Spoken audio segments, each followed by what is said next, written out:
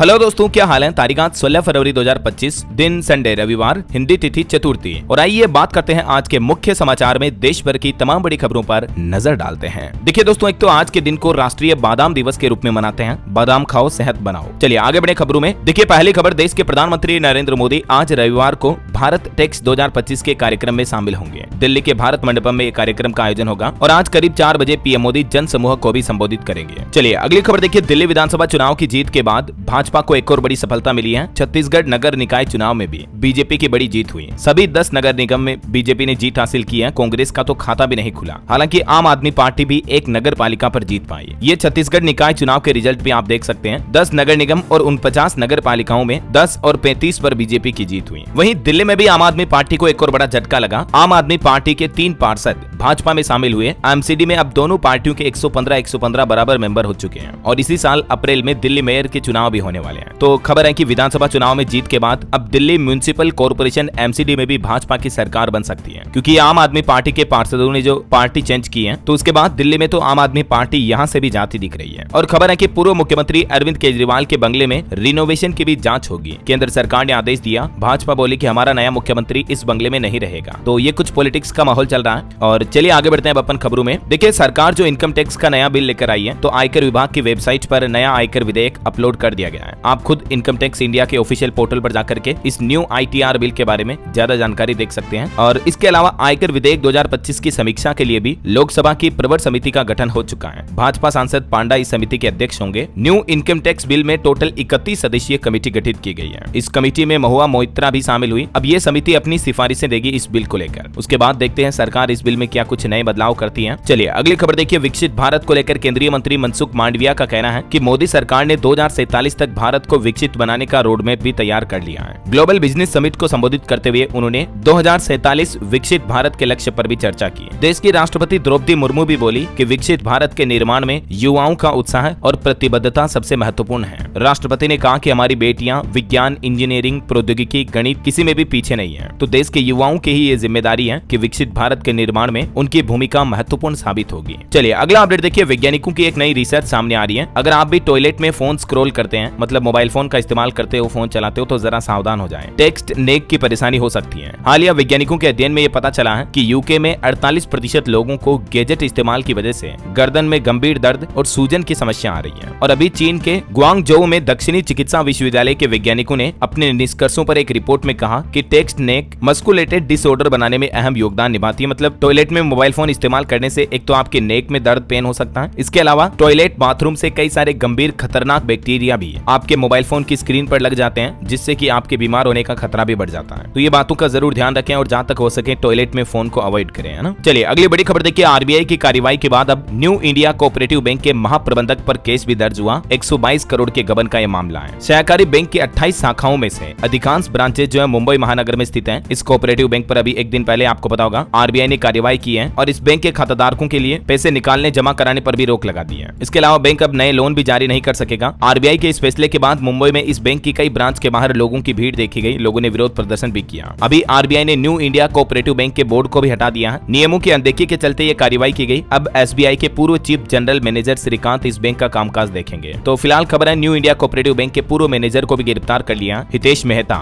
जिन पर 122 करोड़ के गबन का आरोप है। देखते हैं आगे इस पर आरबीआई द्वारा और सरकार द्वारा क्या कुछ फैसले लिए जाते हैं। जो भी अपडेट आएंगे मैं आपको बता दूंगा। फिलहाल देखिए अगली खबर, अमेरिका में डोनाल्ड ट्रंप सरकार ने एक बड़ा फैसला लिया। 10,000 सरकारी कर्मचारियों को नौकरी से निकाल दिया है। ट्रंप सरकार ने कहा कि ये फालतू बोझ था, अलग अलग सरकारी डिपार्टमेंट में उसको कम किया गया। और वहीं अमेरिका में एक नया नियम ये भी लागू हो चुका है। अब ट्रांसजेंडर नहीं बन पाएंगे सैनिक। सेना में ट्रांसजेंडर, थर्ड जेंडर के भर्ती पर तत्काल प्रभाव से रोक भी लगा दी गई है। चलिए अगली खबर देखिए, YouTube show India's got talent मामले में जो रणवीर इलाहाबादिया ने माता पिता पेरेंट्स पर अपमानजनक टिप्पणी की थी, उस मामले पर खबर आ रही कि अभी फोन बंद करके गायब हो गए रणवीर इलाहाबादिया। पुलिस उन्हें ढूंढ नहीं पा रही है और इस शो के जो होस्ट समय रैना कॉमेडियन है, उनको भी 10 मार्च तक का वक्त समय दिया गया। हालांकि अभी उनके इस माहौल के बीच सोशल मीडिया पर कई लोग रणवीर इलाहाबादिया के रोते हुए वीडियो को शेयर कर रहे हैं, फूट कर रहे हैं। लेकिन ये वीडियो 4 साल पुराना है, इसे गलत दावे के साथ शेयर किया जा रहा, तो प्लीज ऐसे फेक वीडियो शेयर ना करें। और अभी खबर है कि महाराष्ट्र का संस्कृति विभाग भी रणवीर और समय रैना के मामले की जांच करेगा। पुलिस को बंद मिला इलाहाबादिया का फ्लैट, समय को भी 10 मार्च तक पेश होने का आदेश दिया गया है। और इसके अलावा रणवीर इलाहाबादिया ने एक इंस्टा पोस्ट में कहा कि मेरी माँ के क्लिनिक में भी मरीज बनकर लोग पहुंच रहे हैं, मुझे डर लग रहा है। कई लोग उन्हें जान से मारने की धमकी तक भी दे रहे हैं। उन्होंने ये पोस्ट में लिखा, देख सकते हैं आप, माफी भी मांगी उन्होंने अपने दिए हुए बयानों पर। चलिए अगली खबर आ रही दिल्ली के लिए। आज भाजपा के ऑब्जर्वर्स की घोषणा संभव हो सकती है। पार्टी हेडक्वार्टर में बैठक जारी है। 18 फरवरी को विधायकों के बैठक की भी संभावना है। और वहीं देखिए बड़ी खबर, महाकुंभ में फिर से लगी भीषण आग। कई पंडाल जल गए। नोटों से भरे 2 बैग भी जलकर राख हुए हैं, क्योंकि बताया जा रहा कि देरी से पहुंची थी आग बुझाने वाली गाड़ियां, दमकल भी। बीते दिन भी लगभग 1.5 करोड़ श्रद्धालुओं ने स्नान किया। ये महाकुंभ में आग लगने की अलग अलग घटनाओं की तस्वीरें भी आप देख सकते हैं। महाकुंभ में लगी इस आग में सेक्टर 18 और 19 के बीच कई पंडाल जल गए। लगभग 2 दर्जन टेंट जलकर राख हुए हैं और नोटों से भरे भी 2 बैग रखे थे, वो भी इस आग में जलकर खाक हो गए। क्योंकि लोगों की भीड़ ज्यादा थी तो फायर ब्रिगेड को पहुंचने में काफी दिक्कत हुई, इसीलिए समय ज्यादा लग गया और यही वजह की आग से थोड़ा ज्यादा माल का नुकसान हुआ। हालांकि गनीमत रही कि किसी तरह की जनहानि नहीं हुई। और खबर है दोस्तों, नई दिल्ली रेलवे स्टेशन पर भी भगदड़ जैसे हालात पैदा हो गए। महाकुंभ जाने के लिए भीड़ उमड़ी थी, 4 महिलाएं तो बेहोश भी हो गई। और एक अच्छी खबर ये सामने आ रही कि महाकुंभ में बिछड़ों को मिला रहा डिजिटल खोया पाया केंद्र। अब तक 20,000 लोगों को उनके खोए हुए परिवार वालों से मिलाया गया इन सेंटर के जरिए, जिनमें ज्यादातर महिलाएं रही है। कुंभ मेले से जुड़ी कुछ और खबरें हैं, आगे जानेंगे अपन। फिलहाल देखिए अगली खबर, राजस्थान सरकार की तरफ से ई वाहनों के लिए यानी इलेक्ट्रिक व्हीकल के लिए 200 करोड़ रुपए की सब्सिडी का ऐलान किया गया है। राजस्थान की भजनलाल सरकार ने इलेक्ट्रिक व्हीकल पॉलिसी 2022 के तहत ये 200 करोड़ रुपए का ई वाहन प्रमोशन फंड शुरू किया है। तो आपको अलग अलग तरह के ई व्हीकल खरीदने पर अब सरकार द्वारा सब्सिडी वगैरह भी दी जाएगी, है ना। सरकार का कहना है कि जांच की जाएगी पहले, जिन लोगों ने अभी से ही इलेक्ट्रिक व्हीकल खरीद रखा और सब्सिडी नहीं मिली है तो ऐसे लोगों की सब्सिडी की राशि सीधे वाहन मालिक के बैंक खाते में ट्रांसफर कर दी जाएगी। चलिए बड़ी खबर देखिए, ईडी ने पीएमएलए के तहत बड़ी कार्रवाई की। 1646 करोड़ रुपए के सबसे बड़े क्रिप्टो फंड को जब्त किया। ईडी की तरफ से अब तक का सबसे बड़ा क्रिप्टो फंड लगभग 1650 करोड़ का जब्त किया गया, जो कि एक धोखाधड़ी वाली निवेश योजना से जुड़ा था। निवेशकों को तो सुरक्षित निवेश के नाम से इस स्कीम के झांसे में फंसाया गया, फिर उनके फंड को क्रिप्टो एसेट में डाल दिया गया।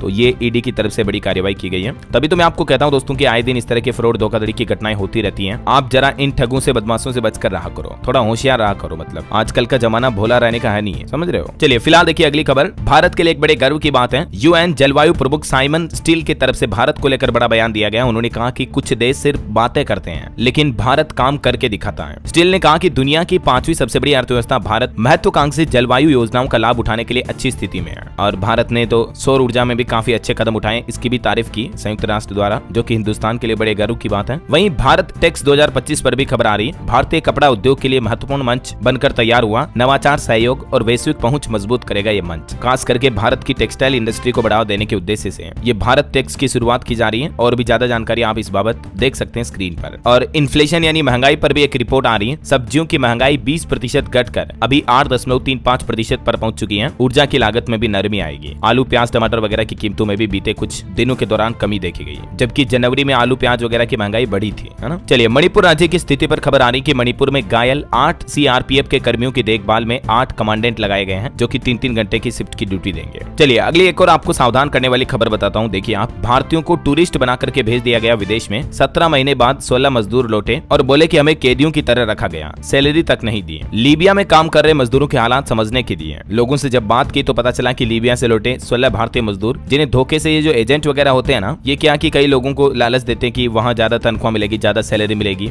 कुछ काम नहीं करना, घूमना फिरना, ये फलाना ढीमका, इस तरह से लोगों के साथ फ्रॉड करते हैं, धोखाधड़ी करते हैं, समझ रहे हो। तो आप भी ऐसे ठगों बदमाशों से सावधान रहें। ऐसे हर किसी के झांसे में आकर के विदेश ना चले जाएं कभी। ये 16 लोगों की हालत देख लो आप। चलिए अगला अपडेट आ रहा, 17-18 फरवरी को भारत आएंगे कतर के अमीर अल थानी। विदेश मंत्रालय की तरफ से बात की जानकारी दी गई। कतर के शेख है ये। चलिए फास्टैग से जुड़ी एक बड़ी खबर आ रही है कि आपको फास्टैग से जुड़ी लापरवाही भारी पड़ सकती है। 17 फरवरी से कुछ नए नियम लागू किए जा रहे हैं। मतलब ये कि अगर आप अपना फास्टैग का रिचार्ज करना भूल जाते हैं, आपके फास्टैग अकाउंट में कुछ दिक्कत आ रही है, तो आपको भारी भरकम जुर्माना भरना पड़ सकता है। एनपीसीआई यानी national payments corporation of India की तरफ से 17 फरवरी से कुछ नए नियम लागू किए जा रहे हैं, जिनके मुताबिक यूजर्स को सख्त समय सीमा का पालन करना होगा, नहीं तो टोल प्लाजा पर आपको परेशानी भी हो सकती है। फास्टैग वैलिडेशन के नियमों में कुछ बदलाव किए गए हैं। हाल ही में इस संबंध में एनपीसीआई ने एक सर्कुलर भी जारी किया था, जिसके मुताबिक अब फास्टैग ट्रांजैक्शन को तय सीमा में पूरा करना अनिवार्य होगा। 2 अहम शर्तें जोड़ी गई है। एक तो टोल स्कैन से 60 मिनट पहले अगर फास्टैग को ब्लैक लिस्ट, हॉट लिस्ट या कम बैलेंस की स्थिति में 1 घंटे से ज्यादा समय हो गया तो आपके ट्रांजैक्शन को अस्वीकार कर दिया जाएगा। दूसरा, टोल स्कैन के 10 मिनट बाद अगर फास्टैग स्कैन होने के 10 मिनट तक इनएक्टिव या ब्लैक लिस्टेड रहता है तो भी आपके ट्रांजैक्शन को फिर से अस्वीकार कर दिया जाएगा। तो इन दोनों कंडीशंस में सिस्टम पर एरर कोड 176 आएगा और उसके साथ ही आपका ट्रांजैक्शन डिक्लाइन कर दिया जाएगा। तो यूजर्स को टोल शुल्क का दुगना जुर्माना देना पड़ेगा, मतलब आपको फिर डबल टोल टैक्स चुकाना पड़ेगा, समझ रहे हो। तो कहने का का मतलब सिंपल ये है, आप अपने फास्टैग में अपर्याप्त बैलेंस ना रखें, केवाईसी वेरिफिकेशन को पेंडिंग ना रखें और आपके वाहन रजिस्ट्रेशन में भी किसी भी तरह की गड़बड़ी नहीं होनी चाहिए। 17 फरवरी से ही सभी टोल प्लाजा पर फास्टैग से जुड़े ये सख्त नए नियम लागू किए जा रहे हैं। तो ऐसे में अब फास्टैग यूजर्स को क्या करना है, आप अपने फास्टैग में पूरा बैलेंस मेंटेन रखें लंबी यात्रा शुरू करने से पहले, और आपका फास्टैग कहीं ब्लैक लिस्ट वगैरह तो नहीं हो गया, इस बात का ध्यान रखें। टोल प्लाजा पर पहुंचने से पहले अपने फास्टैग की स्थिति जांच लें। ऑनलाइन ही आजकल तो फोन पे, पेटीएम वगैरह में भी आप अपने फास्टैग का स्टेटस चेक कर सकते हैं, ठीक है ना। तो ये सावधानियां जरूर बरतें। और फिलहाल अपन आगे बढ़ते हैं, कुछ और महत्वपूर्ण और काम की खबरें देखेंगे, लेकिन उससे पहले वक्त तो चला आज के ताजा मौसम समाचार जानने का। और हाँ, साथ ही आपको एक बात याद दिला दूं, अगर आप DLS न्यूज चैनल पर पहली बार आए हैं और चैनल से अभी तक जुड़े नहीं हो दोस्तों, तो जुड़ जाइएगा, चैनल को सब्सक्राइब करके बेल आइकन जरूर दबा देना और इस वीडियो पर एक लाइक और शेयर भी कर देना, ताकि आपको रोजाना की ताजा खबरें, महत्वपूर्ण मुख्य समाचार, काम के न्यूज अपडेट, नई सरकारी योजनाओं की जानकारी सबसे पहले आपके मोबाइल पर मिलती रहेगी। चलिए बिना टाइम वेस्ट किए सीधा आगे बढ़ते हैं मौसम अपडेट में। तो देखिए, मध्य प्रदेश में 3 दिन बाद ठंड पड़ेगी, राजस्थान में बारिश की भी चेतावनी है, हिमाचल में पारा -7 डिग्री तक पहुंचा, कश्मीर में फिलहाल बर्फबारी नहीं हो रही है। राजस्थान में मौसम विभाग का कहना है कि 3 दिन तक बारिश हो सकती है। अभी जैसलमेर, बीकानेर, चित्तौड़गढ़, बाड़मेर वगैरह यहाँ पर सबसे ज्यादा गर्मी पड़ने लगी है, पारा 35 डिग्री के पार पहुंचा। लेकिन 18 से 20 फरवरी के बीच जयपुर, बीकानेर, भरतपुर संभाग के कुछ जिलों में बादल छाने के साथ ही हल्की फुल्की बारिश की भी संभावना है, ठीक है। और वहीं MP की बात करें तो मध्य प्रदेश में 18 फरवरी से ठंड का दौर फिर शुरू हो सकता है, सुबह और रात में सर्दी का असर बढ़ सकता है ऐसा। और हिमाचल की ये तस्वीरें देखिए जरा, अटल टनल रोहतांग में ताजा बर्फबारी हुई, कुफरी और नारकंडा में भी स्नोफॉल देखा गया। हिमाचल के 3 जिलों में आज भी शीतलहर का येलो अलर्ट है। पंजाब में भी 2 दिन हल्की बारिश की संभावना है, सामान्य से 2.5 डिग्री तक बढ़ा तापमान, 17 फरवरी से बदलेगा मौसम। और भी अगले 24 घंटों के दौरान मौसम की संभावित गतिविधियां क्या रह सकती हैं, जिसकी जानकारी भी आप देख सकते हैं स्क्रीन पर। ओके, और चलिए मौसम के बाद सराफा बाजार पर नजर डालें। तो क्योंकि आज संडे है तो मैं आपको साप्ताहिक रेट बता देता हूँ। इस सप्ताह सोना चांदी में तेजी रही, सोना 1299 रुपए बढ़कर अभी 85,998 पर पहुंच चुका है और चांदी 2562 रुपए महंगी हुई और अभी चांदी का भाव 97,953 रुपए प्रति किलो चल रहा है। और भी अलग अलग कैरेट के हिसाब से ये गोल्ड का प्राइस आप देख सकते हैं स्क्रीन पर। चलिए आगे बढ़ते हैं खबरों में। देखिए, उत्तर प्रदेश में लापरवाही के चलते 44 DIOS समेत 100 से भी ज्यादा अधिकारियों को नोटिस जारी किया यूपी की योगी सरकार ने। शिक्षा विभाग में तो हड़कंप समझ गया, क्योंकि योगी सरकार ने अधिकारियों से लापरवाही पर जवाब मांगा है। वहीं खबर देखिए, हिमाचल प्रदेश की कैबिनेट बैठक हुई, मुख्यमंत्री सुखविंदर सिंह सुक्खू 17 मार्च को पेश करेंगे राज्य का बजट, 699 पदों पर भर्ती परिणाम जारी करने की भी मंजूरी मिली है। वहीं खबर है, हिमाचल प्रदेश में 25 उद्योग करेंगे, 883 करोड़ का निवेश भी है, 2830 लोगों को इससे रोजगार मिलेगा। कैबिनेट बैठक में इस निवेश प्रस्ताव पर भी सहमति बनी है। और उत्तराखंड में भी देखिए, सभी मंत्रियों, विधायकों और अधिकारियों के घरों में लगेंगे अब स्मार्ट मीटर। मुख्यमंत्री पुष्कर सिंह धामी सरकार की तरफ से अहम फैसला लेते हुए सख्त निर्देश जारी किया गया है। और वहीं जम्मू कश्मीर की उमर अब्दुल्ला सरकार भी 7 मार्च को पेश करेगी पहला बजट। महिलाओं के लिए पेंशन और मुफ्त राशन समेत कई बड़ी घोषणाएं इस बजट में देखने को मिल सकती हैं। तो देखते हैं बजट में क्या क्या अनाउंसमेंट किए जाते हैं, मैं आपको अलग से अपडेट बता दूंगा। फिलहाल देखिए अगली खबर, EV मार्केट में दबंग की हुई एंट्री। GEV ने पेश किया भारत का पहला 7+1 सीटर ई ऑटो। GEV यानी Gayatri electrical vehicles private limited की तरफ से EV मार्केट में ये नया कॉमर्शियल ऑटो लॉन्च किया गया। देखते हैं अब कंपनी प्राइस वगैरह कितनी रखती है इनकी। और फ्रॉड के मामले से जुड़ी एक और बड़ी खबर देखिए, फॉरेक्स ट्रेडिंग के नाम पर चल रहा था बड़ा खेल। ईडी ने 30 बैंक अकाउंट से फ्रीज किए 170 करोड़ रुपए। ये कार्रवाई फर्जी फॉरेक्स ट्रेडिंग और डिपॉजिट स्कीम चलाने वाले प्रमोटरों के खिलाफ हाल ही में तलाशी के बाद की गई है। ईडी के मुताबिक दिल्ली, नोएडा, उत्तर प्रदेश में शामली वगैरह और हरियाणा के रोहतक समेत कई स्थानों पर छापेमारी की गई और इन लोगों पर कार्रवाई भी हुई है। ये लोग भी मतलब क्रिप्टो में इन्वेस्टमेंट के नाम से लोगों के पैसों का गलत इस्तेमाल कर रहे थे, है ना। चलिए बैंक लोन पर बड़ी अच्छी खबर देखिए, अब पूरा होगा खुद का घर लेने का सपना। भारतीय स्टेट बैंक SBI की तरफ से बड़ा ऐलान किया गया, जो कि देश का सबसे बड़ा सरकारी बैंक है। उसके द्वारा होम लोन लेने वालों को ये बड़ी राहत दी गई है। बैंक ने अपनी EBLR रेट और रेपो लिंक्ड उधार रेट में कटौती की है। भारतीय स्टेट बैंक ने EBLR में 25 बेसिस पॉइंट यानी 0.25% तक की कटौती की है। हाल ही में आपको पता होगा RBI यानी भारतीय रिजर्व बैंक ने रेपो रेट में जो 6.5% से 6.25% तक की कटौती की थी, तो उसके बाद कई सारे बैंकों ने अपने होम लोन वगैरह के रेटों में कटौती की है और अब SBI के द्वारा भी जारी है लेटेस्ट रेट, आप देख सकते हैं स्क्रीन पर, ठीक है ना। तो अब मतलब आपको SBI से भी सस्ता होम लोन मिल पाएगा। बाकी कल ही मैंने आपको कुछ अपडेट बताए भी थे, अलग अलग बैंकों द्वारा लोन के रेटों की क्या कटौती रही है। चलिए अगला अपडेट आ रहा, बिहार के बिहटा में नए एयरपोर्ट को मंजूरी मिली, 459 करोड़ रुपए की लागत से बनकर तैयार होगा। बिहार के नीतीश सरकार की तरफ से और केंद्र सरकार द्वारा इस नए एयरपोर्ट को मंजूरी मिल चुकी है। बिहार वासियों को बड़ा फायदा होगा। वहीं बिहार के मुख्यमंत्री नीतीश कुमार ने बक्सर को भी 476 करोड़ रुपए की योजनाओं की सौगात दी।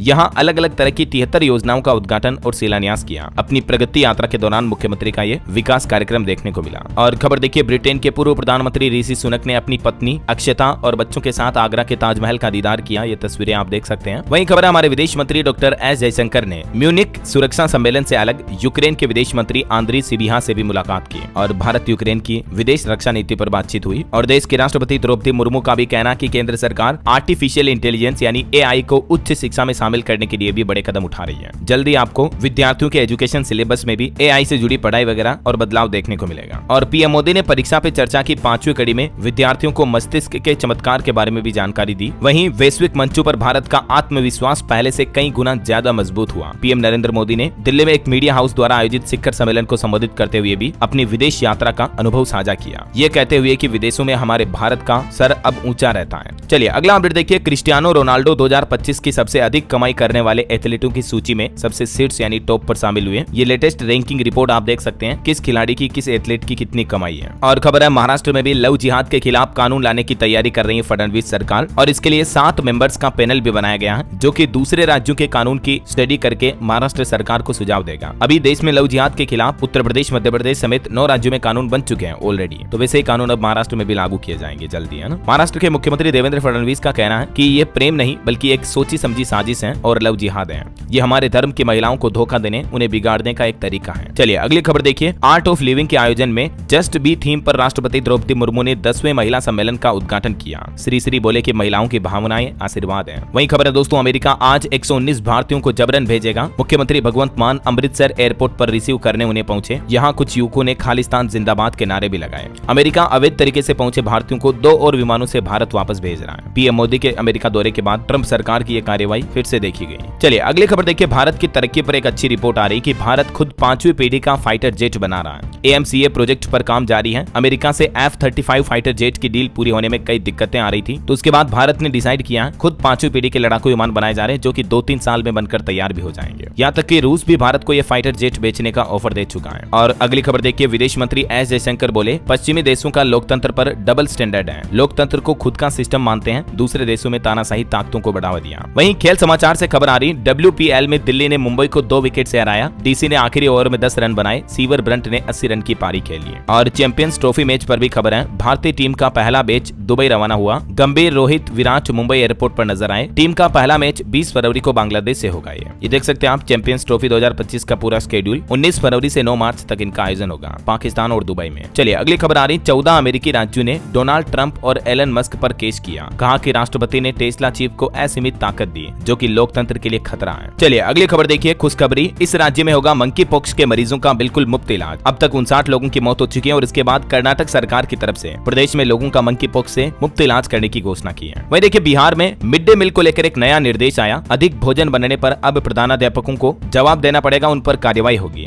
उतना ही भोजन बनाया जाएगा मध्याह्न में जितने बच्चों की स्कूल में उपस्थिति होगी। अगर उससे ज्यादा भोजन बनाया गया तो प्रधानाध्यापकों पर कार्रवाई होगी और उनको रिपोर्ट भी सबमिट करनी पड़ेगी डेली की डेली। अच्छा, मध्य प्रदेश में देखिए ईवी खरीदने वालों के लिए बड़ी खबर आई। अब नहीं मिलेगी सब्सिडी, रजिस्ट्रेशन, रोड टैक्स और टोल में अभी भी आस बची हुई है। लेकिन पहले विभाग ने प्रस्तावित नीति में इलेक्ट्रिक वाहन खरीदने पर 10,000 से लेकर 1 लाख रुपए तक की छूट देने का जो प्रावधान रखा था, अभी MP सरकार की तरफ से इस प्रावधान को खत्म करने का फैसला लिया गया है। देख सकते हैं आप मध्य प्रदेश गवर्नमेंट द्वारा इस ईवी नीति पर क्या क्या बातें बताई गई। चलिए अगला अपडेट आ रहा है। उत्तर प्रदेश के लोगों के लिए योगी सरकार एक बड़ा तोहफा लेकर आ रही है। 9वें बजट में युवा, महिलाओं और किसानों के लिए कई बड़ी घोषणाएं देखने को मिल सकती है। इसी महीने 20 फरवरी को, बस 2-3 दिन बाद ही, उत्तर प्रदेश की योगी सरकार अपना 9वां बजट पेश करने जा रही है और इस बजट का पूरा प्रारूप भी बनकर तैयार हो चुका है। देखते हैं महिला, युवा, किसान, पेंशन धारकों के लिए क्या क्या घोषणाएं की जाती हैं। जो भी अपडेट आएंगे मैं आपको बता दूंगा। और एक अच्छी खबर यह है, यूपी मेट्रो में भी प्री वेडिंग शूट करा सकेंगे कपल। बर्थडे और किट्टी पार्टी ऑर्गेनाइज करने के लिए भी Uttar Pradesh metro rail corporation ने लोगों को ऑप्शन दिया है। यात्रियों को 4 घंटे के लिए मेट्रो ट्रेन में इस तरह का इवेंट बुक करना है तो 10,000 रुपए तक का भुगतान करना पड़ेगा। प्री वेडिंग शूट वगैरह, जन्मदिन मनाना हो, ये भी अब आप मेट्रो के अंदर मना पाएंगे, है ना। और एक बड़ी खबर आ रही है, उत्तर प्रदेश के 2,80,000 बिजली बिल बकायेदारों पर लटकी कार्रवाई की तलवार। UPPCL एक बड़ा एक्शन लेने जा रहा, जिसके तहत उत्तर प्रदेश में लाखों बिजली बकायेदारों के खिलाफ RC जारी की जाएगी। क्योंकि OTS योजना का तीसरा चरण भी समाप्त हो चुका है, तो लोगों के पास अब ये ऑप्शन भी नहीं रहा वन टाइम सेटलमेंट वगैरह का भी। तो ये RC जारी करने के बाद भी अगर बिजली बकायेदार अपना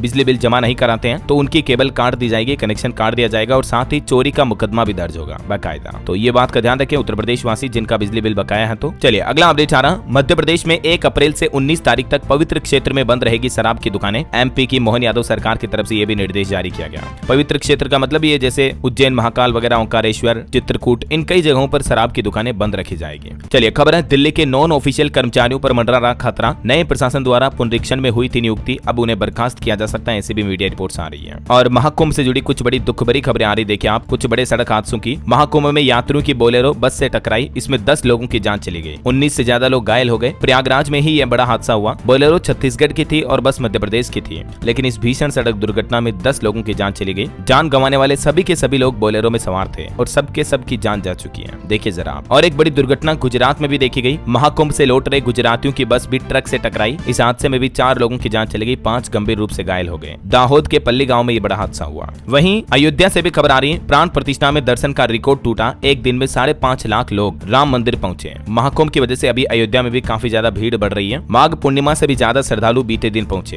तकरीबन 5.5 लाख। और यूपी वाराणसी में भी देखिए गंगा घाटों पर होने वाली संध्याकालीन आरती पर 26 फरवरी तक रोक लगाई गई, श्रद्धालुओं की सुरक्षा को ध्यान में रखते हुए। वहीं देखिए यूपी की राजधानी लखनऊ में भी महाकुंभ के लिए जा रही ट्रेनों में अपार भीड़ दिख रही है। प्लेटफॉर्म पर मेला जैसा माहौल हो रहा है, इतनी ज्यादा भीड़ हो रही है रेलवे स्टेशनों पर भी। वहीं काशी तमिल संगमम का तीसरा संस्करण भी 16 फरवरी से शुरू होकर 24 फरवरी तक चलेगा। आज से शुरू होने जा रहा। अतिथि महाकुंभ का भी दौरा करेंगे इस संगम में आने वाले। और ये तीसरा संस्करण एक भारत श्रेष्ठ भारत के उद्देश्य को आगे बढ़ाने के लिए काफी लाभकारी साबित होगा, है ना। चलिए कुछ और स्टेट न्यूज अपडेट देख लेते दोस्तों फटाफट से। देखिए राजस्थान के मुख्यमंत्री भजनलाल सरकार ने अनुप्रति कोचिंग योजना की अंतिम तारीख बढ़ाई। अब इच्छुक उम्मीदवार 23 फरवरी तक इसमें आवेदन कर पाएंगे। वहीं खबर है राजस्थान में जल्द ही व्यापारी कल्याण बोर्ड के गठन की मांग की जा रही है। सांसद मंजू शर्मा बोली, केंद्रीय बजट में सबसे ज्यादा राहत मध्यम वर्गीय परिवार को मिली है। और राजस्थान बोर्ड के 5वीं और 8वीं बोर्ड परीक्षा का टाइम टेबल भी जारी हो चुका है। 5वीं के 10 दिन और 8वीं के 13 दिन तक चलेंगे एग्जाम। और भी आरबीएसई के ऑफिशियल पोर्टल पर आप पूरा शेड्यूल देख लीजिएगा। वहीं खबर है गृह मंत्री अमित शाह भी 17 फरवरी को कल राजस्थान जयपुर का दौरा करेंगे। राजभाषा सम्मेलन में शामिल होंगे। मुख्यमंत्री से सरकार और संगठन पर भी ले सकते हैं फीडबैक। राजस्थान में किसानों को भी मिलेगा आधुनिक खेती का ज्ञान। अगले महीने मार्च 2025 में 3 दिवसीय किसान मेले का आयोजन होने जा रहा है। राजस्थान के हनुमानगढ़ कृषि विश्वविद्यालय में इस मेले का आयोजन होगा।